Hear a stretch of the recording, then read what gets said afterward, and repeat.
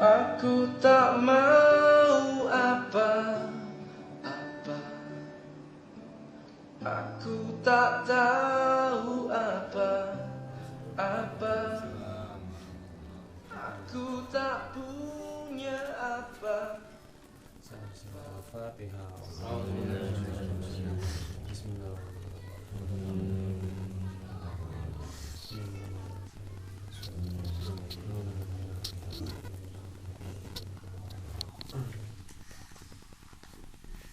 Kehadapan guru agung kita Syekh Muhammad Abdul Ghawad Syekh Muhammad Sulh Al-Fadhil dan Syekh Muhammad Kamil dan juga pemirsa Kiai Haji Lukman Kamil yang selalu membimbing kita lahir batinnya, yang tidak pernah memperdulikan rasa capek dan sibuk, karena kesibukannya dialihkan untuk mengembangkan manakiban ini.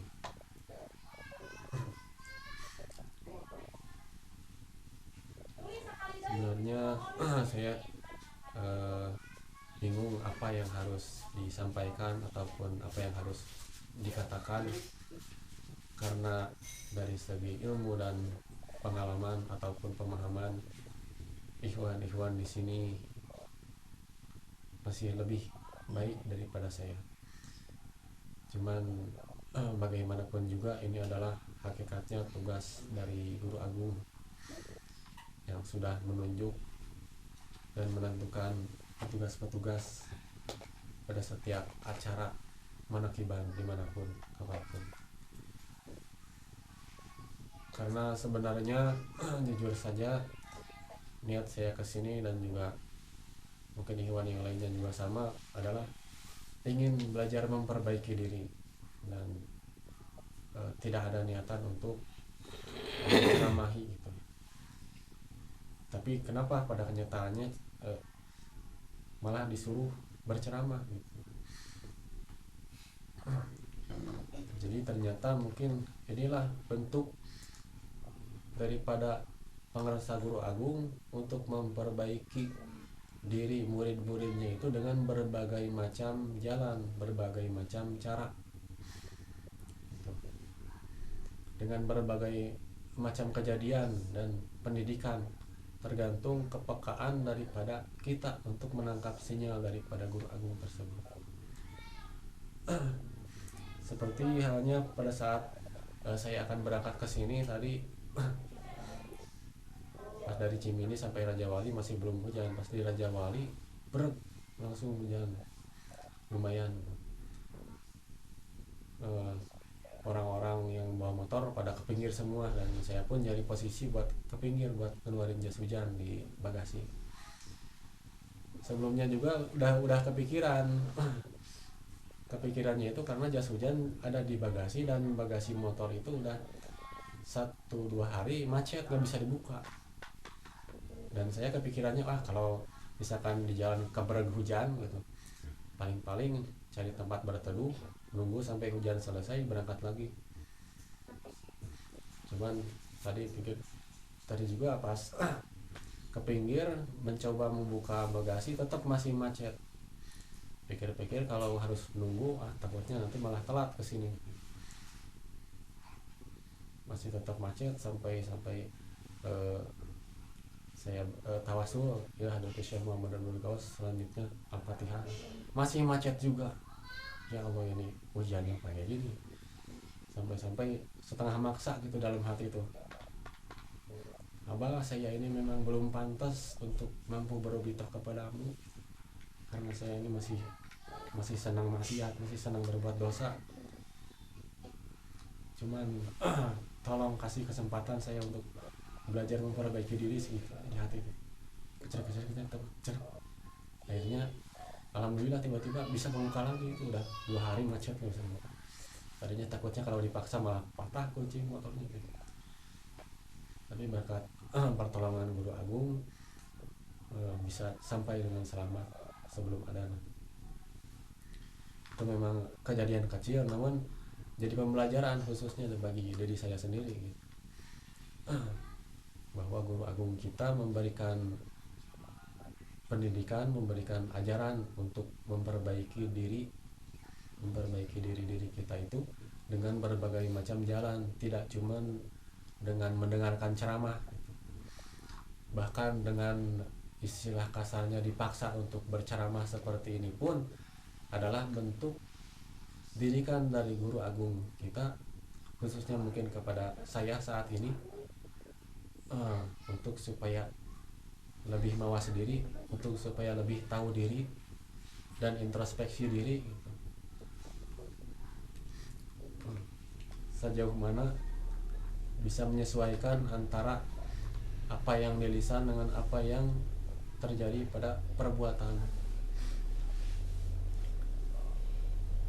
Dan memang ketika seseorang mengadakan perjanjian dengan Allah, mengambil sebuah resiko ibaratnya, berarti secara tidak langsung dia mengikrarkan diri atau memaksa dirinya untuk bisa ke arah yang lebih baik gitu.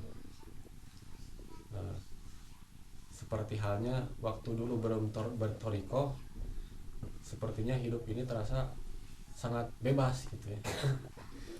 Tapi setelah kita berikrar, masuk ke dalam toriko, berjanji di hadapan guru agung, hakikatnya di hadapan Allah Subhanahu wa taala, berarti kita telah mengambil sebuah jalan untuk meningkatkan ibadah kita, untuk meningkatkan kualitas kita di hadapan Allah Subhanahu wa taala. Tetapi secara otomatis juga ada resikonya gitu. Ibarat kata sebuah mobil yang menuju ke suatu tempat yang tadinya melalui jalan umum, berlika-liku belok kanan belok kiri, bahkan naik gunung turun gunung, tetapi pada kesempatan yang lain mobil tersebut masuk ke dalam suatu jalan yang lurus, jalan tol yang tidak banyak lika-likunya, yang tidak banyak kemungkinannya untuk macet, maka berarti mobil tersebut menyatakan diri ingin mempercepat diri untuk sampai kepada tujuan. Tetapi tentu saja resikonya juga akan semakin bertambah besar. Nah, karena ibadahnya seorang yang sudah masuk dalam ranah thariqah, yang sudah berjanji di hadapan Allah, itu sangat-sangat berbeda jauh ketika dibandingkan dengan ibadahnya orang yang belum berthariqah. Jangankan perbandingan antara thariqah dengan belum berthariqah, perbandingan antara ibadah yang bujangan dengan yang sudah menikah juga itu berbeda, ada keterangannya, 1 berbanding 70. Makanya mudah-mudahan yang belum mendapatkan pasangan sih engal-engalnya. Amin.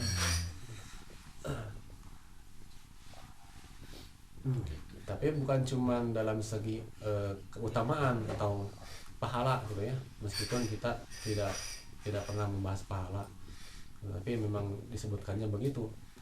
Keutamaan orang yang sudah berthariqah ketika beribadah lebih baik daripada yang belum berthariqah.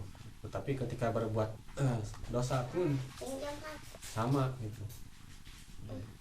Ketika berbuat dosa pun dosanya lebih besar daripada orang yang belum berthariqah. Karena ibaratnya seorang murid SD kencing di jalan, pasti hukumannya berbeda dengan gurunya ketika kencing di jalan. Nah,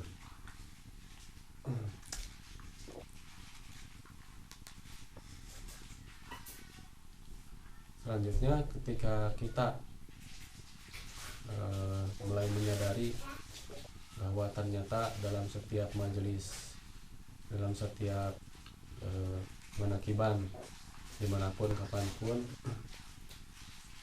ketika kita benar-benar khidmat, benar-benar belajar untuk mengkhusyukkan diri, tidak memperhatikan siapa yang membaca manqobah, tidak melihat dohir, tidak melihat wujud siapa yang membaca tawasul, siapa yang berceramah, tetapi kita yakin bahwa semuanya itu adalah settingan ataupun corong-corong daripada guru agung, daripada ahli-ahli silsilah. Sebagaimana keterangan yang sudah masyhur dikatakan, unzur ma qala wala tanzur man qala. Lihatlah apa yang diucapkannya, jangan cuman melihat siapa yang mengucapkannya. Nah, kadang-kadang di halayak umum, masyarakat umum itu sering terkecoh ataupun sering terpukau dengan sosok figur publik gitu ya. Ketika orang yang terkenal istilahnya mengatakan ABCD, padahal keterangan tersebut istilahnya sangat sederhana, kita pun hafal, tapi ternyata mengundang reaksi yang sangat luar biasa karena dikatakan oleh orang yang terkenal. Tapi ketika orang yang tidak terkenal, orang biasa-biasa mengatakan nasihat-nasihat yang benar, nasihat-nasihat yang lurus, yang berasal dari hatinya, kadang-kadang kurang diperhatikan gitu. Karena yang dipakai oleh orang-orang kebanyakan itu hanyalah apa yang didengar dari panca indera, hanya sampai kepada panca indera lagi.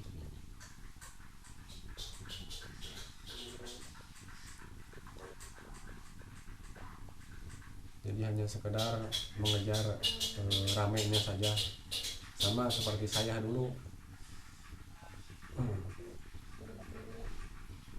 tertarik mendengarkan ceramah dari kajengan atau para ustadz dimanapun, kadang-kadang suka memperhatikan dulu ini tabligh akbar di sana siapa yang ceramahnya gitu. Kalau kira-kira bakal resep piramidnya datang gitu. Kalau kira-kira ini mah gak ramai ya, malas gitu. Tapi di dalam ranah Thariqah Qadiriyah Naqsabandiyah ini oleh Pangrasa Guru Agung kita diajarkan bahwa siapapun yang menyampaikan khidmat ilmiah dan dimanapun itu adalah settingan dari Guru Agung kita, jadikan kepada semuanya, khususon kepada yang berbicara dan juga kepada yang mendengarkan. Mungkin untuk yang bicaranya dituntun atau dibimbing oleh Guru Agung itu supaya tadi bisa menyesuaikan antara yang dibicarakan dengan perbuatan sehari-harinya. Sebab sudah jelas ancaman dalam Al-Qur'annya itu, kabura maqtan indallahi an taqulu ma la taf'alun, bahwa kemurkaan yang sangat besar dalam pandangan Allah Subhanahu wa taala orang yang suka mengatakan sesuatu yang tidak dikerjakannya. Ayat sebelumnya adalah ya ayyuhallazina amanu lima taquluna ma la taf'alun. Hai orang yang beriman, yang mengaku beriman, yang merasa beriman, kenapa suka mengatakan sesuatu yang tidak dikerjakan? Itu sudah jelas ancaman dari Allah Subhanahu wa taala, peringatan. Tetapi peringatan tersebut bukan berarti menjadi melemahkan, bukan berarti menjadikan udah kalau gitu mah saya mah nggak akan mau ceramah-ceramah lagi, mendingan nyumput aja gitu. Bukan berarti seperti itu. Justru dengan adanya peringatan seperti tadi, Allah murka kepada orang yang hanya bisa berbicara tetapi tidak bisa melakukan. Itu adalah pendorong, itu adalah memotivasi supaya nilai ceramahnya itu lebih berkualitas lagi, supaya bisa beramalia sesuai dengan apa yang dibicarakan, supaya jadi pemotivasi untuk melaksanakan amalia yang istilahnya masih berat untuk dilaksanakan gitu. Karena tadi Allah Subhanahu wa taala memberikan didikan, istilahnya menggusur hamba-hambanya itu untuk menjadi lebih baik dengan berbagai macam cara, dengan berbagai macam cara yang kadang-kadang cara dari Allah itu tidak kita perkirakan, kadang-kadang tidak sesuai dengan nafsu kita, ya kebanyakannya tidak sesuai gitu dengan nafsu. Karena kan kadang-kadang kalau dipikir secara nafsu mah udah sore macet hujan capek mungkin yang baru pulang kerja, tapi ada perintah dari guru harus menakiban, harus amaliyah maghrib isya dan lain sebagainya, itu secara nafsu kan malas gitu. Tapi justru itulah sebagian didikan daripada Allah Subhanahu wa taala untuk menjadikan lebih baik. Dan sesuatu yang menurut kita pahit, menurut kita tidak enak, padahal itulah sesuatu yang terbaik dari Allah. Asa ang takrahu syai'an wa huwa khairul lakum, kata Gusti Allah. Boleh jadi kamu tidak suka atau benci kepada sesuatu padahal itulah yang terbaik. Ya contohnya seperti misalkan saya punya anak kecil, suruh minum obat tidak mau, malah melawan, malah nangis gitu. Padahal kan obat itu untuk supaya dia sembuh, supaya dia bisa main lagi, supaya dia bisa makan enak lagi, gitu maksudnya. Tapi karena anak tersebut atau karena kita yang masih kadang-kadang, ya saya gitu, kadang-kadang masih pemikirnya seperti anak-anak, hanya melihat obat itu dari segi pahitnya saja gitu, tidak melihat daripada kemanfaatannya, kadang-kadang tidak mau nyobain gitu. Wa asa an tuhibbu syai'an wa huwa khairul lakum, itu kelanjutannya. Kadang-kadang kita menyukai sesuatu yang disukai menurut nafsu itu kebanyakan menjadikan kejelekan untuk diri kita. Karena memang salah satu tipu daya daripada iblis laknatullah adalah menjadikan manusia menganggap indah terhadap perbuatan maksiat. Karena sudah di nas dalam suatu hadis dikatakan an-naru hufaz bisyahawati, bahwa neraka, jalan menuju kecelakaan, selalu dihiasi dengan perkara-perkara yang indah gitu. Perkara-perkara yang menyenangkan gitu. Wal jannatu hufaz bil makari, sedangkan jalan menuju kebahagiaan selalu dihalangi dengan kesulitan. Aya wae masalah lamun berangkat mah gitu. Dalam dituturkeun mah moal tulus-tulus mana gimana. Selalu ada penghalangnya gitu untuk berbuat kebaikan. Baik itu penghalang dari luar ataupun dari dalam. Tapi yang paling kuat mungkin menurut saya itu dari dalam ya. Kadang yang dari luar kecil pun suka dibesar-besarkan dari dalam itu menurut pandangan nafsu.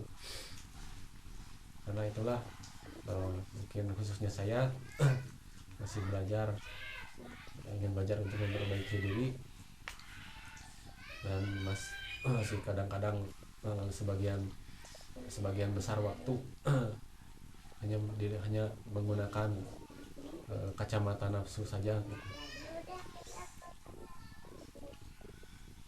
Bahkan